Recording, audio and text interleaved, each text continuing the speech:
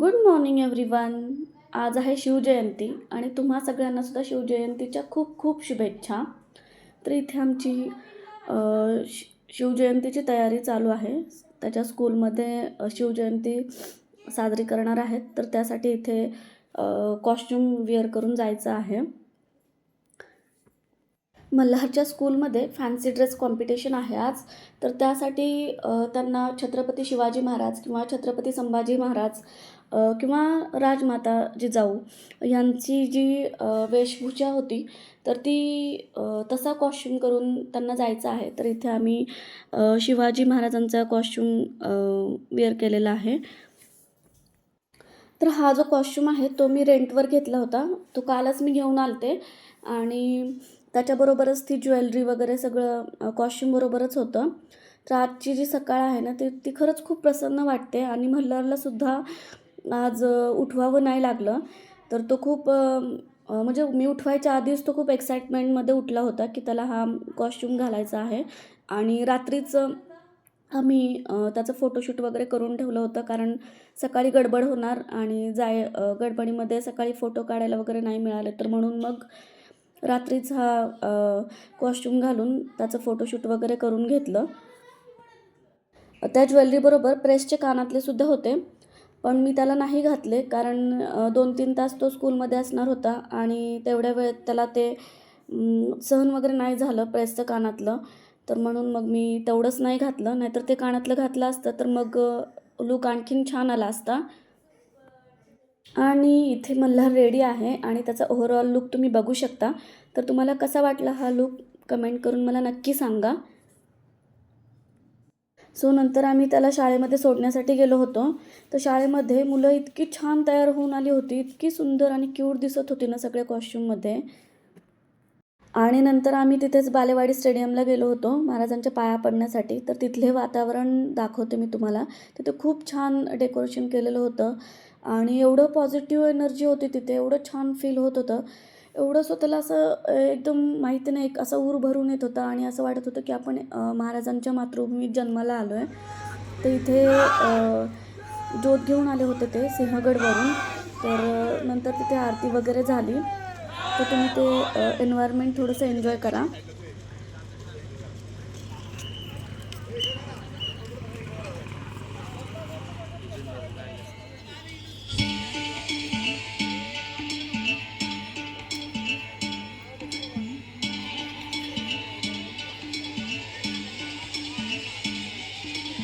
राजांचं शिलेदारांनी आमच्या रक्ताचा रंग एकाच.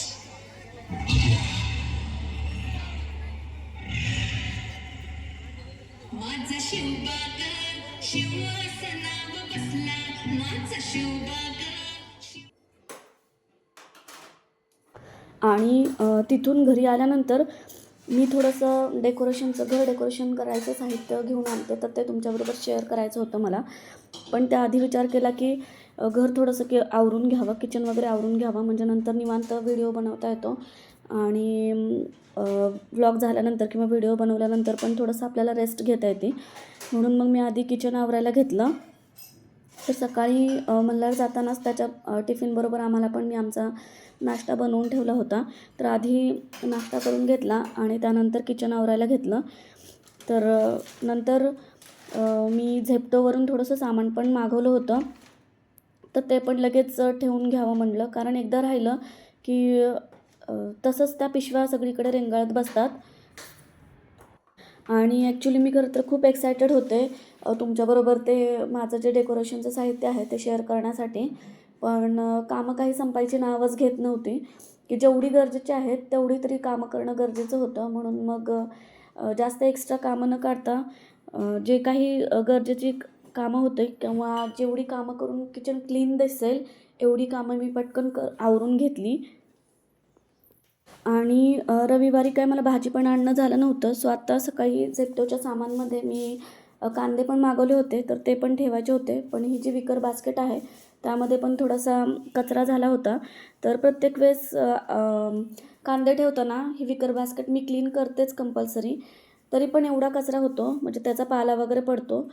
सो आधी मग मी ती बास्केट क्लीन करून घेतली. आणि नंतर त्यामध्ये कांदे ठेवून घेतले आणि त्या विकर बास्केटच्या आतमध्ये मी पेपर नाही टाकत कांद्यांच्या खाली, कारण मला असं वाटतं की त्यामध्ये हवा खेळती राहत नाही आणि त्यामुळे मग कांदे लवकर खराब होतात. सो मी असंच डायरेक्ट टाकते त्यामध्ये कांदे आणि फक्त बास्केटच्या खाली मी पेपर टाकते, जेणेकरून जो काही कचरा पडेल तो त्या पेपरवर पडेल आणि आपल्याला तो इझिली पेपर काढला की तो कचरा पण इझिली काढता येईल. तर हे कांदे तुम्ही बघू शकता. ॲक्च्युली लोकल मार्केटमधून घेतलेलाच परवडते भाजी कधी पण, कारण हे कांदे तुम्ही बघू शकता एवढे मोठे मोठे कांदे दिलेत त्यांनी की एकदा एक कांदा घेतला की तो कट केला की तो तर आपण तसाच ठेवू शकत नाही. तर आणि एवढ्या अर्धा किलोमध्ये तेवढेच कांदे बसलेले आहेत. आणि त्या विकर बास्केटमध्ये ना मी फक्त कांदा आणि लसूणच ठेवते. फ्रीजचा जो सगळ्यात खालचा बाहेरचा ड्रॉवर आहे त्यामध्ये मी बटाटे स्टोअर करून ठेवते. तर बाकीचं पण थोडं काही सामान होतं ते मी आवरून घेतलं आणि या ज्या झेप्टोच्या पिशव्या आहेत ना त्या पण मी तशाच ठेवते स्टोअर करून. म्हणजे कारण दररोज आपल्याला वाळलेला कचरा आणि ओला कचरा वेगवेगळा द्यावा लागतो. तर ह्या पिशव्या अशा वाळलेला कचरा जमा करून ठेवण्यासाठी उपयोगी येतात खूप. आपण बायका नेहमी अशाच असतो ना, नेहमी एखादी गोष्ट टाकून द्यायच्या आधी त्याचा कसा उपयोग करता येईल, त्याचा कुठे उपयोग करता येईल, हे नेहमी आपल्या डोक्यात असतं आणि जर उपयोग होतच नसेल तरच आपण एखादी गोष्ट टाकून देतो. कारण अशाच छोट्या छोट्या गोष्टीमधून संसार होत असतो. हो ना? तुमचं काय मत आहे? नक्की शेअर करा. त्यानंतर मी किचन वगैरे क्लीन केलं. भांडे पण होते थोडेफार नाश्त्याचे, ते पण क्लीन करून घेतले. पण तोपर्यंत मल्हारची स्कूलचा टाईम झाला होता, तर त्याला घ्यायला जायचं होतं. कारण त्यानं जो ड्रेस घातला होता तो मला लगेच रिटर्न करायचा होता. कारण परत संध्याकाळी जाणं वगैरे परवडत नाही. कारण ते जे शॉप आहे ते मल्हारच्या स्कूलजवळच होतं. सो विचार केला की नंतर आजच द्यायचा आहे तो ड्रेस, तर आत्ताच स्कूलमधून येतानाच गाडीमध्ये चेंज करावा आणि तो ड्रेस रिटर्न करून यावं.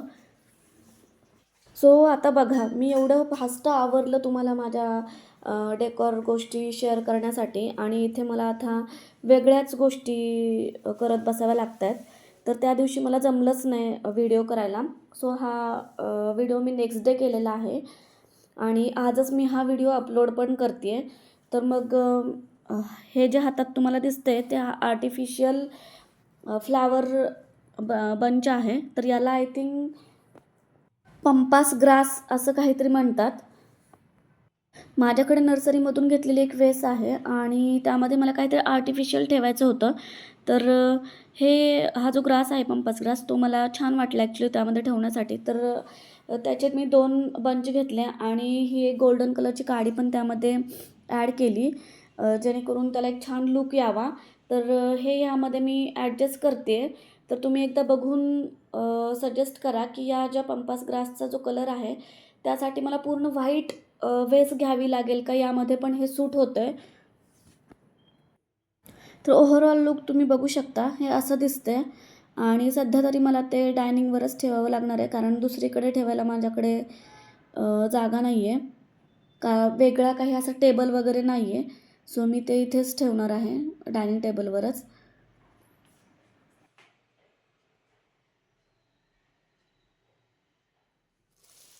सो नेक्स्ट आहेत हे आर्टिफिशियल फ्लावर पॉट.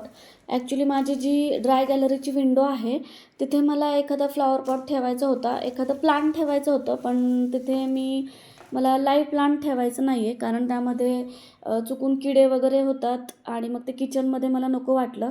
सो विचार केला की तिथे काहीतरी आर्टिफिशियल ठेवावं, कारण ती पूर्ण विंडो अशी रिकामी दिसते. म्हणून मग मी तिथे हे 2 फ्लॉवर पॉट घेतले ठेवण्यासाठी.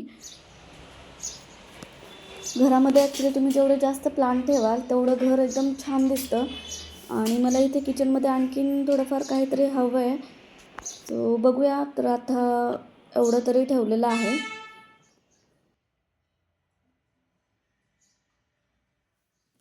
आणि माझा जो डेली यूजचा पॅन आहे नॉनस्टिकचा, ॲक्च्युली त्याचं कोटिंग निघालं आहे आणि तो तवा खूप खराब झाला आहे. तर मला एक डेली यूजसाठी तवा हवा होता. तर हा तवा मी घेतलेला आहे. तर मला फक्त चपाती बनवण्यासाठी हवा आहे, कारण डोशासाठी वगैरे तर मी कास्ट आयर्नचा तवा घेतलेला आहे. तर हा स्टीलचा तवा घेतला आहे मी आणि हनीकोमची डिझाईन आहे त्याच्यावर. तर थोडा जाड पण आहे आणि मला डेली यूजसाठी म्हणजे चपाती वगैरे बनवण्यासाठी छान वाटला.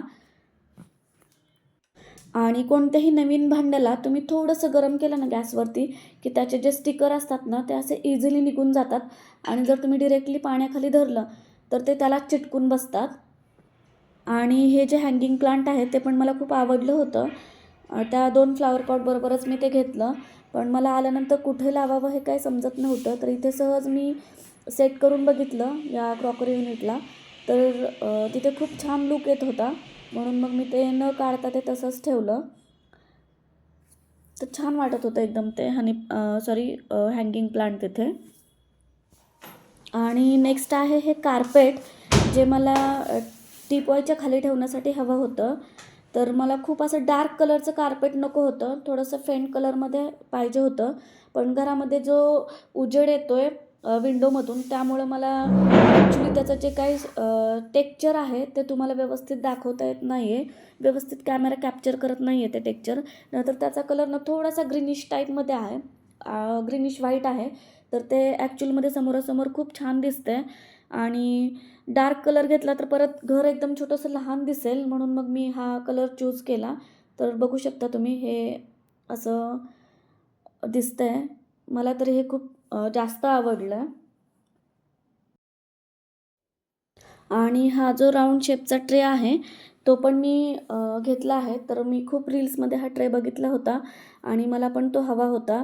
तर ह्याचा आपण खूप काही यूज करू शकतो. सर्व्हिंग ट्रे म्हणून यूज करू शकतो किंवा डेकोरेशनसाठीही तुम्ही यूज करू शकता. तर प्राईसच्या मानाने पण मला तो खूप छान वाटला आणि किचनमध्ये सुद्धा आपण त्याचा यूज करू शकतो. आणि माझ्या सगळ्या शॉपिंगमध्ये मला सगळ्यात जास्त आवडलेली गोष्ट म्हणजे हा युरेका फोर्ब्सचा रोबोटिक व्हॅक्यूम क्लीनर. तर याचा डिटेल व्हिडिओ मी तुमच्याबरोबर शेअर करणार आहे, कारण तो मला आजच रिसीव्ह झाला आहे आणि आणखीन मला त्याची सेटिंग वगैरे करायची आहे. त्याला बरीच काही सेटिंग आहे, मॅपिंग वगैरे आहे. तर ते व्यवस्थित सेट झाल्यानंतर मी तुमच्याबरोबर याचा एक सेपरेट व्हिडिओ शेअर करेन. आणि हे बघू शकता, हा जो बॉक्स आहे तो व्हॅक्यूम क्लीनरचा आहे. तर मल्हारनी त्याची म्हणे ही पार्किंग आहे. तर तो बॉक्स त्यांनी पार्किंगसाठी यूज केलेला आहे. तर सगळ्यात जास्त आणि चांगला यूज झाला आहे बहुतेक ह्या बॉक्सचा घरामध्ये, बाकीच्या सगळ्या गोष्टींपेक्षा. आशा करते की तुम्हाला आजचा हा डेकोरेशनचा व्लॉग आवडला असेल किंवा तुमच्याकडे काही सजेशन्स असतील, मी कोणती गोष्ट कशी किंवा कुठे ठेवावी, तर तेही नक्की कमेंट करून सांगा. आणि तुम्हाला सगळ्यात जास्त कोणती डेकोरेशनची वस्तू आवडली हे पण नक्की सांगा. तर भेटूया अशाच एका नवीन आणि छान व्लॉगमध्ये. तोपर्यंत काळजी घ्या. आणि जर तुम्ही चॅनलवरती नवीन असाल तर सबस्क्राईब करा, लाईक करा आणि शेअर करा. Bye bye. Take care.